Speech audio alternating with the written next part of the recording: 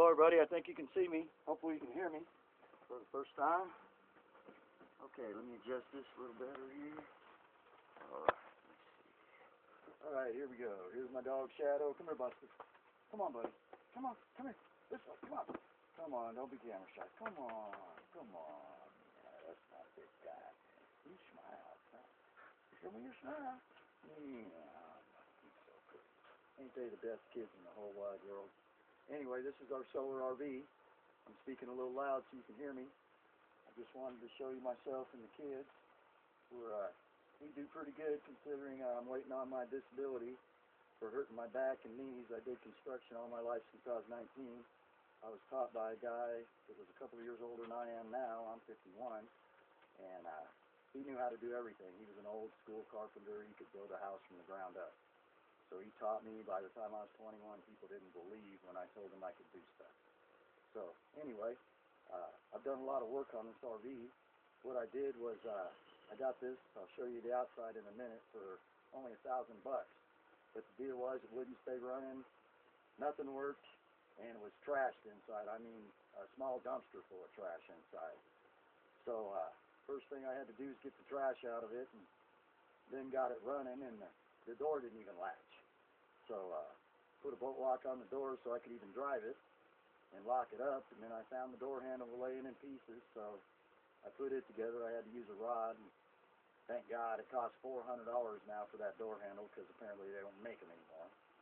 Anyway, the generator didn't work either, and the fridge, and the heater, and the water, nothing. So I got the pump going. I replaced the faucet and a couple drains, and the guy I got it from gave me a toilet, and I put it in and got all the water going. And then neither one of the RV fridges I had that he gave me worked. I got three more from the junkyard. They didn't work. So I got another one from somebody. It worked, but it sucked propane like crazy. And after a couple months, it stopped working. So I had been getting solar. A friend of mine, David, gave me 4 solar panels, actually. He gave me 3 he wasn't using, and then he broke one, so he gave me that one too. So I ended up with 600 watts of solar at about 33 amps, which is really too much for the batteries I have. It run everything okay, but I couldn't store the power. So what I did with this electric fridge, I decided to split it up. I ran 2 solar panels to a battery back here behind the fridge, and they're coming through this solar charge controller above my head. I don't know if you can see it. And they go to an inverter. And the inverter goes to the fridge, and then I spliced in a cord to go to my RV off the same inverter, so all my outlets work. All my 120 outlets work. The only thing that doesn't work is the rooftop air conditioner and the microwave. And if I had a bigger inverter and more batteries, I could make them work, but I really don't need it. Now the other batteries, what I did was I took those, I ran them off of this. What I'm going to do is I'm going to build another solar charge controller, getting the parts for it tomorrow. And it's going to be the one I use for the fridge. And then I'm going to take this one, and I'm going to use it for the front battery. And in doing so, what I've done is now I don't run out of power on anything all night, because one set of batteries runs my heater and TV and lights, and this other battery that runs the fridge is separate, so it keeps my fridge running all night. I just tested it last night. Works great. So now all I really need is more batteries and get the charge and control, so building this charge controller. So anyway, I just wanted you guys to see me, and I can take you and show you what I've done real quick, show you this motorhome I got and what you can do when you try with little or nothing like we have. So anyway, let me get up here, grab this phone. Okay, keep my fingers out of the way. Now I did this floor. I did it really for only 25 bucks. I got the material for 15 bucks at Restore. It's just a couple boxes of laminate flooring. And then I paid another 10 bucks for this aluminum edge molding to do the stairs. A friend of mine had given me this rubber, nice rubber, so I put it on the stair steps and this diamond plate. So I put that there. Of course, all the screens were gone. Lady that lived in it that was trashy had a big African parrot bird and a big hairy dog, but I put the screen in. I put this little door in made out of FRP, which is really nice stuff. This door itself was really trashed, really rotten. So I I put some stuff over it and painted it, and this diamond plate at the bottom where it was rotted, and up here around the door handle. But I have a full sheet of this FRP I'm going to put on, and then put the diamond plate back on over it and make it look really good. But let me show you the whole motorhome so you know what I mean. This thing is actually a really nice motorhome. And yes, I am parked in a parking lot. That's how poor we are. I get $221 a month from the state, and that's it until I get my disability. So everything I do is poor man's way, real poor. My front windshields are cracked. That's the worst part about this motorhome. But other than that, I like it. I like how the hood opens. I got 2 DC 24 batteries right here. I got room for 3.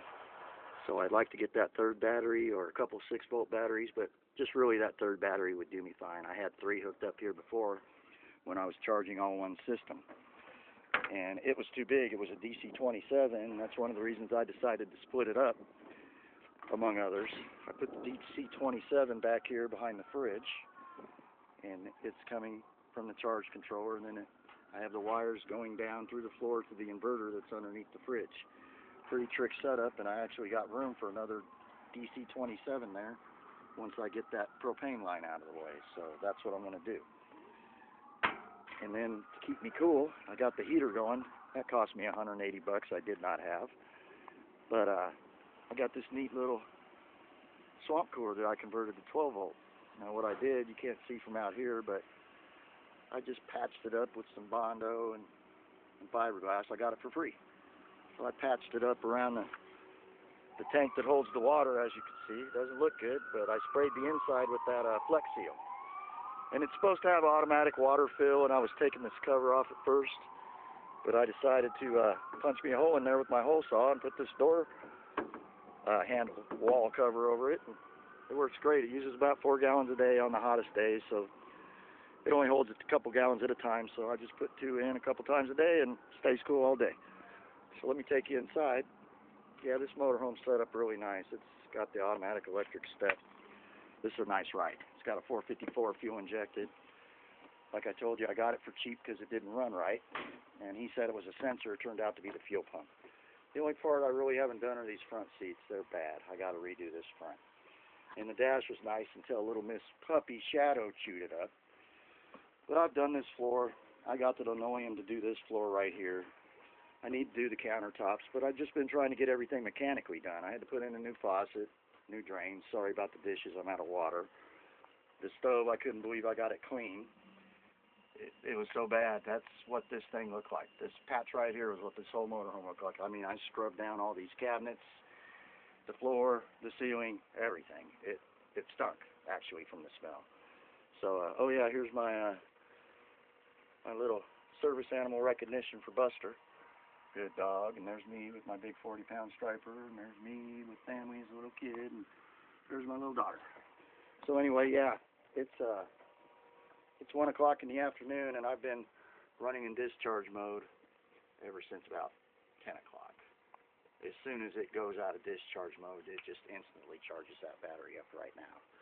And then I put this meter here for my front set of batteries. I got it running out of my fuse panel there, and I got a switch to turn it on and off if it gets really too high. But next couple days I'll be putting this charge controller in, probably up above that cabinet, because I can run the wires straight off the panels down into that cabinet next to it. So I get a direct line, less wire going to the batteries. Less wire, better charge. So let me take you back here. Now this electric fridge, let me show you this first. This is great. It uses 90 watts at maybe an amp. And it just works fantastic. I mean, right now, I don't even know if it's on, but I got everything. It's iced over, as you can tell. And it keeps everything ice cold. All night was the first night I tried it out to see if it just run off one battery, and it actually did. And you see, I had, how many volts do we have? Let's check real quick. Oh, we're pushing 13.9. Okay, that's running this little fan, which is getting replaced by a 5.5-inch one. That was just something I threw in there when the other one went out. It's running that fan. That's a Walmart fan, what it looks like before. And then I'm running these 2 fans off my swamp cooler. And what I did, how I had to make that, I just took this cover off. Well, I did a lot. If you want to know how to make that, I'd have to tell you a lot more. But it was too wide to come in the house, So I cut the sleeve down that comes in, and that made it where I could just put this metal frame in, and then I could put the outside box on and screw it right into it. Well, I take this cover off, and I cut that piece of wood out, and in order to get it in, I had to bend these sides out a little bit, you know, but it's metal, so I just bent them right back. Now, this switch is a 120 switch, but it's a high-low. So I put a, what do you call it, a blocking diode in there. So when I turn this one fan on, it doesn't turn the other fan on. But when I turn this fan on, they both come on. And then I put a lighted switch, lighted 12-volt switch in there, because I could not hear it running. So sometimes I'd leave it on and wouldn't know it. So put that switch in there. I really don't need it right now, even though it's going to get up to 81 today. I can turn this one on. See, that's what I like. This is just a regular fan. Probably can't see it too good. Yeah, let me do this. Now maybe we can see in there. What happened? I had the other one up too. Yeah, there's a regular 120 volt fan. It doesn't really use any power, and it's plugged into an outlet. All my outlets work. That's what I love about having that inverter spliced in. Oh yeah, and besides all that, we got NASCAR on. Well, it's trying to be on if I was getting a good signal. But anyway, I got the TV on. I had to turn the TV on because I'm actually using so much power that I kind of had no choice. It was getting up over 15 volts, so I was like, well, time to turn the TV on.